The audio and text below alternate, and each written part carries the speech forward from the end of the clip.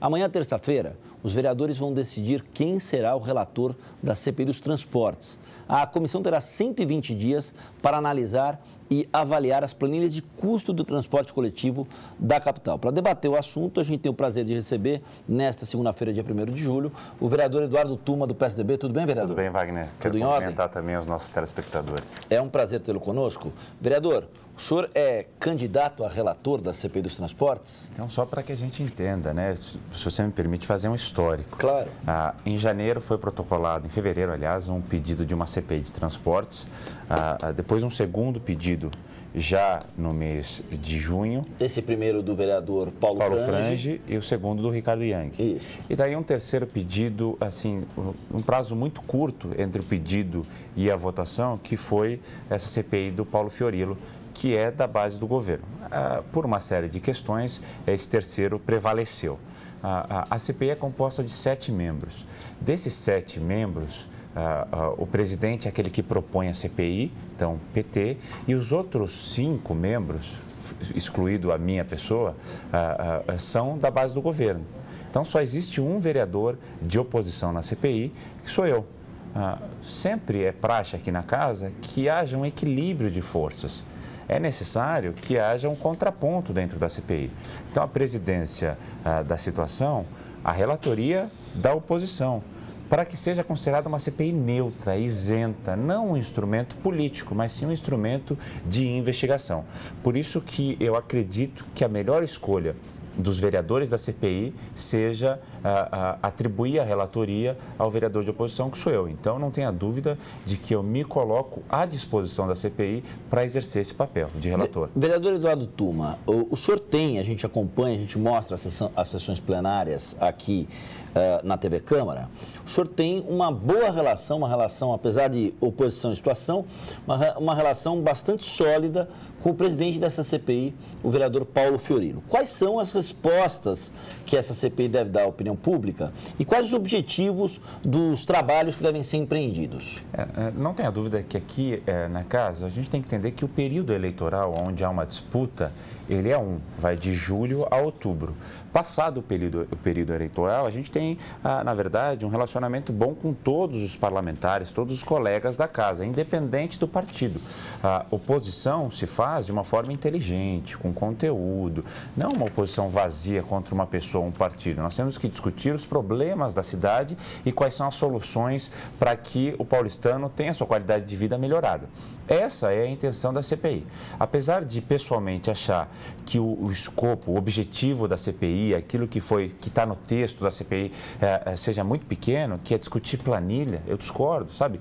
Planilha, a casa já tem as planilhas aqui, Wagner, as planilhas já estão aqui. Agora, é como analisar essa planilha. Qual é a resposta que essa CPI deve dar ao paulistano? É como melhorar o sistema de transporte coletivo, tanto ônibus quanto as vans, né, os chamados os pirueiros. O que nós temos que chegar à conclusão é: existe algum tipo de irregularidade ou existe algum tipo de erro ou de falha no sistema como um todo? Então, qual é a solução para que o paulistano tenha um transporte público de qualidade a um preço justo? E esse preço justo tem que ser o menor possível. O senhor estava aqui no início do jornal e a gente assistiu a reportagem da Marina Paz sobre as faixas exclusivas na Marginal do Rio Pinheiros. Verdade. Qual é a opinião do senhor sobre essa ideia de favorecer o coletivo em detrimento do individual, aumentando a velocidade média dos ônibus de 13 km por hora para 25 km por hora nas marginais? Tudo que for para melhorar essa questão do trânsito, eu sou favorável. Quer dizer, ainda está em fase experimental isso, mas aquilo que vai beneficiar 2/3 dos trabalhadores da cidade de São Paulo, ou seja, 2/3 do poder produtivo da cidade anda no transporte coletivo. E isso também foi muito bem visto a partir, se não me engano, do ano de 2006, quando houve a integração entre o ônibus e o metrô. Para que você tenha um dado, os usuários do metrô duplicaram depois de 2, 3 anos. Quer dizer, é lógico que tem que ser privilegiado o transporte coletivo. Tem que ser privilegiado o transporte coletivo com qualidade, com comunidade, com conforto para o usuário. E se isso implicar em ter uma faixa exclusiva, os corredores de ônibus, eu sou completamente favorável. Até porque essa tem que ser uma solução inteligente. Se você aumenta a velocidade, você pode diminuir os custos. inclusive o custo do subsídio, porque o paulistano como um todo já paga a passagem de ônibus através dos subsídios. Esse ano, ele vem dobrando a cada ano e o atual governo vai investir, ou vai gastar com o sistema mais de R$1 bilhão. É quase R$1,5 bilhão de reais. Por isso... R$1.425.000. Que foi o que nós dissemos naquela outra ocasião, que eu fui contestado, que não seria tudo isso, mas é verdade. Esse é o dado. Então, quer dizer, isso vem da onde? Vem dinheiro de todo o paulistano, é a arrecadação com os tributos. Então, se aumentar a velocidade, vai trazer comodidade, otimizar mais eficiência no sistema e diminuir o valor do subsídio, completamente favorável. Aliás, vereador, acabei de cometer um erro aqui, R$1.425.000.000 de reais, Exato. não R$425.000, R$1.425.000.000 de reais.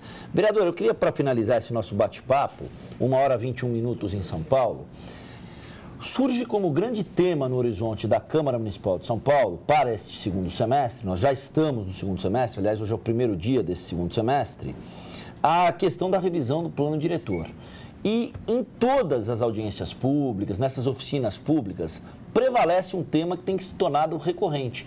Tanto quanto educação e saúde pública, o tema da mobilidade urbana em São Paulo ganha uma dimensão com gente contando a quem fez as reportagens, a Luciana Camargo, a Marina Paz, que leva 3 horas para o trabalho. Como desatar este nó e melhorar a qualidade de vida do paulistano? O senhor acha que esse eixo da mobilidade urbana vai ser o grande tema na revisão do plano diretor nesse segundo semestre? Vai ser um dos temas, né? Porque o plano diretor estratégico, ele vai rever a cidade como um todo. Sim. E existem alguns problemas crônicos na cidade, alguns gargalos que a cidade enfrenta. Quais os principais? Educação, saúde e o transporte é um deles. A cidade de São Paulo conta hoje com veículos automotivos, né, os carros, com mais de 7 milhões de carros, quase 7 milhões de carros, me corrijo. A frota, é isso mesmo. É uma frota de 7 milhões de carros, quer dizer, existe um problema a ser solucionado. De que forma? Tratando o transporte como prioridade e de que forma achando soluções para os problemas. Agora, o que eu queria ressaltar também é que apesar dessa questão ser tratada no segundo semestre, nós temos uma questão imediata para tratar.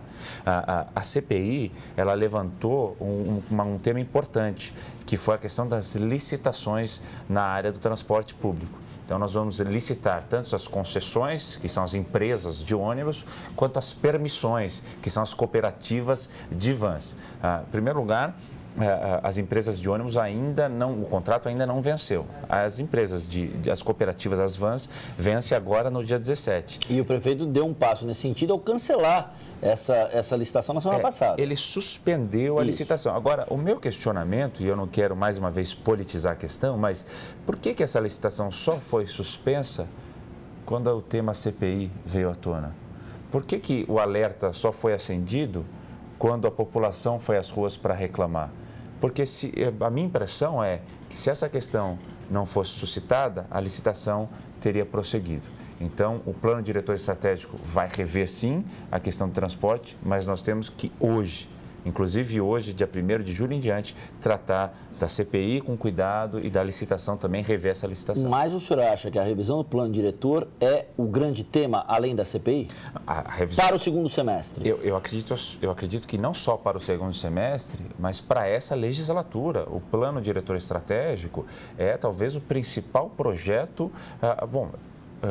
Para que a gente tenha uma noção, só foi tratado do plano diretor há 10 anos atrás. Sim. Quer dizer, de acordo com a exigência legal, ele teria que ser revisto depois de 10 anos. E Sim. É o que está acontecendo agora. Depois nós não sabemos quando, mas não tenha dúvida de que é só daqui uma década de novo. Então, o grande tema, eu acredito que dessa legislatura, um dos, ou talvez o mais importante, é o plano diretor estratégico. Vereador, obrigado pelo bate-papo. Nós conversamos com o vereador Eduardo Tuma, do PSDB de São Paulo, que quer ser o relator da CPI dos transportes. Essa decisão vai ser tomada amanhã pela manhã.